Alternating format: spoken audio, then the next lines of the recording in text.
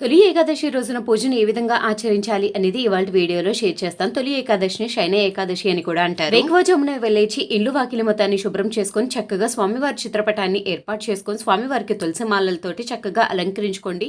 మీరు కావాలి అంటే పీఠం ఏర్పాటు చేసుకోవచ్చు, లేకపోతే పూజ మందిరంలో కూడా పూజ చేసుకోవచ్చు. వినాయకుని ఏర్పాటు చేసుకునేసి దీపం కుందులలో నూనెను వడ్డించి వత్తిని వేసి దీపాన్ని వెలిగించుకొని స్వామి అమ్మవార్లకు అభిషేకాన్ని చేసుకోవాలి. షోడోపచార పూజ కానీ పంచోపచార పూజ కానీ గణనాథునికి ముందుగా ఆచరించుకోండి. వెలుగుతున్న దీపాన్ని సాక్షాత్తు అమ్మవారి స్వరూపంగా భావిస్తూ దీపానికి గంధం కుంకుమ బొట్లను ఏర్పాటు చేసుకుని దీపానికి నమస్కారం చేసుకోవాలి. స్వామివారి అష్టోత్తరాలు, గోవింద నామాలు, విష్ణు సహస్రనామం చదువుకుంటూ స్వామివారికి తులసి దళాలను ఏర్పాటు చేసుకుంటూ పూజ చేసుకోండి. నైవేద్యంగా పేలాల పిండిని ఏర్పాటు చేసుకోండి. తొలి ఏకాదశి పండుగ స్వామివారికి ఎంతో ప్రీతికరం కాబట్టి 7 పిండి దీపారాధనలను ఏర్పాటు చేసుకొని 7 పిండి దీపారాధనలను వెలిగించుకొని పూజ చేసుకోండి. స్వామివారికి ధూపాన్ని, కర్పూర హారతిని ఇవ్వాలి. లాంగ్ వీడియో అప్లోడ్ చేసా, చెక్ చేయండి. వీడియో నచ్చితే లైక్ చేయండి.